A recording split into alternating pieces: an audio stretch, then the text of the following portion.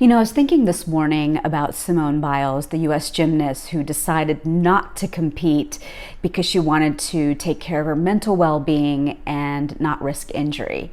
You reserve the right to change your mind.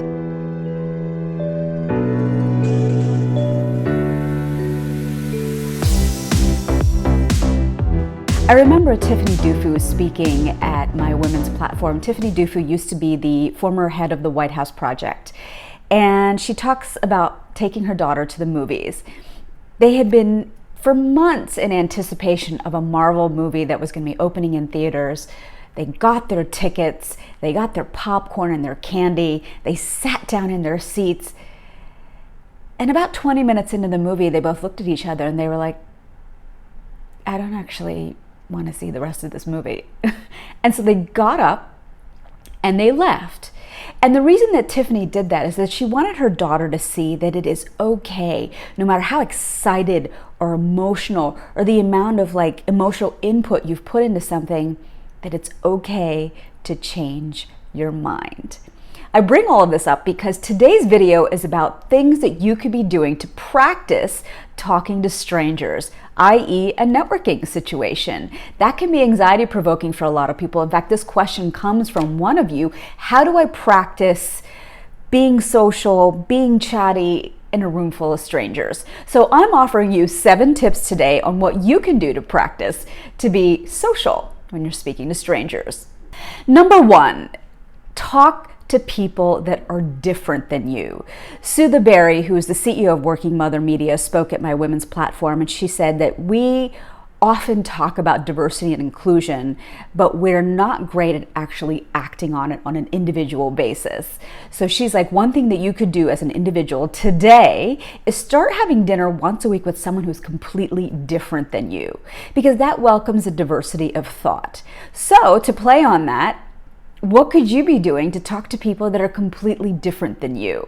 That feeds into my next tip, which is practice speaking to strangers. If you're waiting in line at Trader Joe's, and we all know those lines are super long, talk to the person in front of you, talk to the person behind you. At the end of the day, that's a low stakes environment. And if the person doesn't want to talk to you or thinks you're a little bit creepy, so what? No love lost. But it's just about you practicing talking to people and being okay with the awkward. That's tip number 3. Know that not everybody is going to be your cup of tea. So be okay with the awkward, especially if the other person is now experiencing some anxiety about wanting to talk to you as a stranger.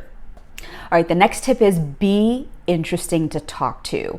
I'm always critically thinking about the fact that if I want to be somebody who has a great time in a social situation, how do I need to show up? Who do I need to be able to play in this sandbox that I'm about to enter?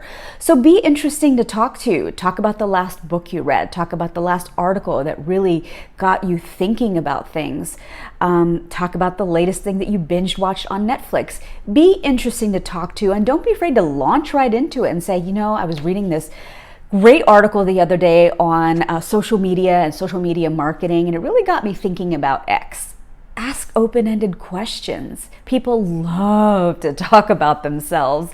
And so if you can ask open-ended questions versus a question that elicits a yes or no, you can get people talking about themselves. So I love to say when I go to a networking event, what is it that brought you to this event? What is it that what makes you outstanding at what you do? I deploy something called the spokes method. If you think about the spokes on a bicycle, the person in the center is essentially the cog of the wheel. But if you can ask questions around that person or their profession or their level of expertise, that can be an interesting way to engage someone that you know nothing about. So let's say, for example, Sally is a botanist. Okay, I have plants in my house, as you can see, but that doesn't necessarily mean I know anything about botany. So I could ask, hey, what's your favorite thing about being a botanist? Or what made you decide to become a botanist? What is the typical day of somebody who's a botanist? So in other words, botany is the center. The person you're talking to is a botanist, but you're asking questions around that topic because you're not necessarily familiar with it. I love using this, and I love that it doesn't intimidate me when I walk into any situation and I may not necessarily know or be, conversant in whatever the expertise is of the person that I'm speaking to. I've been a television anchor for 20 years. More specifically, I've covered business news, and there were so many times that I was walking into a situation interviewing a CEO that was a shipping magnate or a pharmaceutical giant or someone that did packaging and design. I didn't necessarily know the nuances of what they do, but I was very well equipped to ask questions around what they do to be able to engage them in conversation.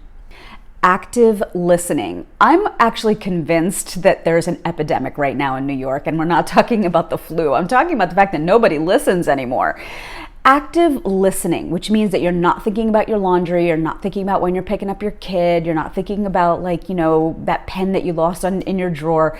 You're actually in the moment, you're present, and you are listening to the person who is speaking to you. And the reason why active listening is so important is that it gives you the ability to see what the person is actually saying, the elocution, but it also gives you a chance to pick up on their body language. And if you're not present and not observant, you're not seeing the tons of information that somebody is actually transmitting by way of their body language. So active listening is a really important way to keep your eyes trained on somebody and really give them your full attention, even if it's for 5 minutes, and before you move on to the next person. The other person will always appreciate that. If you like the material that you're hearing here today, I would love to work with you. I am launching a public speaking masterclass starting September 29th.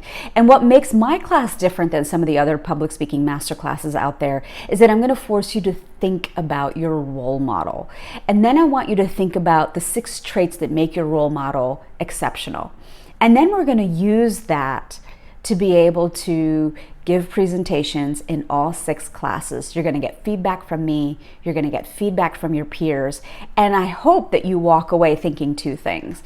One is that your role model is actually not that far away on a pedestal. You have some of those traits as well. And I also think that it helps you flex that courage muscle and to see that you too are somebody that has stories that are worth telling about your leadership. So you can sign up for that. All you got to do is go to my website at www.joyadas.com. I also have a gift for you. If you'd like it, just click on that link below if you're not ready to take the class. And I've got some tips for you on how to book your first speaking gig. And it's got a ton of information in there that you can use even if you don't want to do a speaking gig. Maybe it's just that you do want to walk into a room full of strangers and be able to start engaging people so you can get clients and you can get jobs and you can get opportunities. So check that out. All right. Subscribe down below. I drop a video usually twice a week. You'll get a bell notification every time I do, and I can't wait to meet you.